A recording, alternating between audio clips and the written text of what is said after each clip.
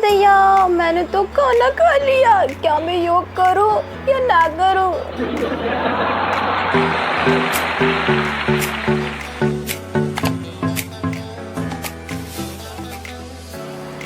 नमस्ते दोस्तों, मैं हूं सफलता रत्नाकर और फिर लौटी है आपके साथ। तो दोस्तों, आज हम बात करेंगे कि योग करने से पहले भोजन क्यों नहीं करना चाहिए। क्या इससे आपको नुकसान हो सकता है या इससे आपको फ़ायदा हो सकता है। तो सबसे पहले मैं आप ही के कुछ क्वेश्चंस मैं आपसे साझा करती हूँ।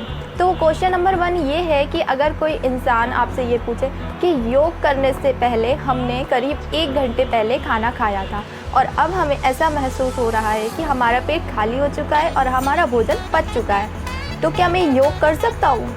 बिल्कुल नहीं। अगर आप ये सोचें कि मैंने आधे घंटे पहले खाना खाया था तो क्या मैं योग कर सकता हूँ? बिल्कुल नहीं। इसका ये मतलब नहीं है कि आपको महसूस हो रहा है आपका खाना पच चुका है तो आप योग कर सकते हैं, ऐसा कतई ना सोचें, क्योंकि ये बिल्कुल गलत बात है। योग करने से पहले आपको कम से कम 3-4 घंटे पहले खाना खाना होना चाहिए, यानी कि योग करने का और भोजन करने के दोनों के बीच में समय अंतराल होना चाहिए और वो कम से कम 3 से 4 घंटे का होना चाहिए। इसीलिए हमेशा सभी यही कहते हैं कि योग करने का सबसे उत्तम समय होता है सुबह, मॉर्निंग में जब आप योग करते हैं तो आपका जो पेट है वो पूरी तरह से खाली होता है। उसमें 3-4 घंटे का अंतराल नहीं, करीब 7-8 घंटे का अंतराल होता है। इसीलिए सुबह का समय जो है सबसे उत्तम माना जाता है। अब इसका मतलब ये नहीं है कि आप दिन में योग नहीं कर सकते। योग करने का ऐसा कोई भी समय निर्धारित नहीं है, आप किसी भी समय योग कर सकते हैं, लेकिन सिर्फ कुछ नियम कानून का जो है आपको ध्यान रखना है। तो अब आप बोलेंगे कि अगर हम सुबह नहीं उठ पाते हैं और हमको शाम को योग करना है तो क्या हमें योग के लाभ मिलेंगे? बिल्कुल मिलेंगे, आपको योग के लाभ ज़रूर मिलेंगे, लेकिन आपको शाम के योग में और दोपहर के खाने में कम से कम 3 से 4 घंटे का अंतराल होना बहुत ज़रूरी है। अभी आप कहेंगे, अभी आपके कुछ और क्वेश्चंस होंगे। क्या क्वेश्चंस होंगे वो भी मैं बताती हूँ। आपके क्वेश्चंस होंगे कि आप बोलेंगे कि हमें 3 से 4 घंटे के बीच में अगर हम कुछ नहीं खाते हैं तो हमें वीकनेस सा लगता है, और अगर हमें वीकनेस लगता है तो हम योग कैसे कर सकते हैं? क्योंकि योग करने के लिए थोड़ी नहीं बहुत एनर्जी की ज़रूरत है। तो देखिए, अगर आप थोड़े कमज़ोर हैं, अगर आपको थोड़ा वीकनेस फील होता है तो आप योग करने के आधे घंटे पहले थोड़ा सा नाश्ता कर सकते हैं। नाश्ता जैसे कि आप थोड़ा जूस पी लीजिए या अंकुरित दाने खा लीजिए, चने खा लीजिए आधे घंटे पहले। ज़्यादा हैवी नाश्ता भी नहीं कर सकते कि आप पराठे उठा के बैठ गए, पराठे खाने लगे, नहीं, ऐसा नहीं है। आप हल्का से ऐसा नाश्ता कीजिए, जूस पीने से आपको बहुत एनर्जी मिल सकती है। उसी के आधे घंटे बाद ही आप योग करें। ऐसा ना हो कि आपने तुरंत जूस पिया और योग करने बैठ गए, ना। अगर आप पानी भी पीते हैं तो पानी के 15 से 20 मिनट बाद ही योग करें। इसमें जैसे खाने का समय अंतराल होता है वैसे छोटी छोटी चीज़ों का भी समय अंतराल होता है। अगर आप सुबह योग करते हैं और आप सुबह का नाश्ता करने के बाद योग करना चाहते हैं तो नाश्ता करने में और योग करने में आप करीब 1 से 1.5 घंटे का समय अंतराल रखिए।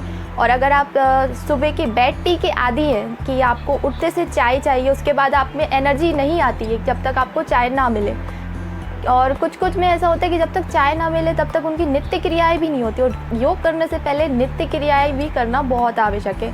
तो आप चाय पी सकते हैं, आप चाय पीने के बाद अपनी नित्य क्रियाएं करिए और उसके आधे 1 घंटे बाद ही आप योग करिए। जैसे आप सुबह 6 बजे उठे, चाय पी लिया आपने अपनी नित्य क्रियाएं कर ली, आप 7 बजे योग स्टार्ट कर सकते हैं। ऐसा आप कर सकते हैं मॉर्निंग के टाइम। और अगर शाम को भी आपको चाय पीने के बाद योग करना है तो आप 4 या 5 बजे चाय पी लीजिए और 6 बजे आप योग कर लीजिए। तो इससे आप शाम को भी योग कर सकते हैं, और शाम को ही नहीं, आप किसी भी टाइम योग कर सकते हैं। बस ये पेट खाली होने की जो समस्या है वो उसका समाधान तो आपको करना पड़ेगा।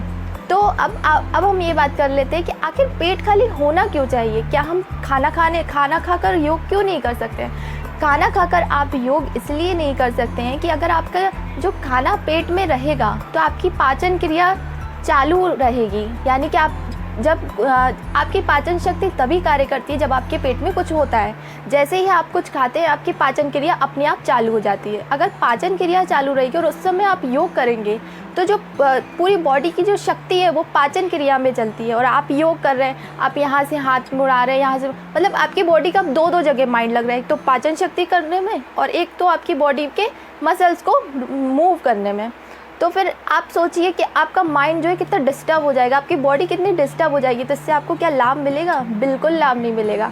तो योग करने के फ़ायदे तो आप पानी में ही डुबो दोगे, तो फिर क्या मतलब।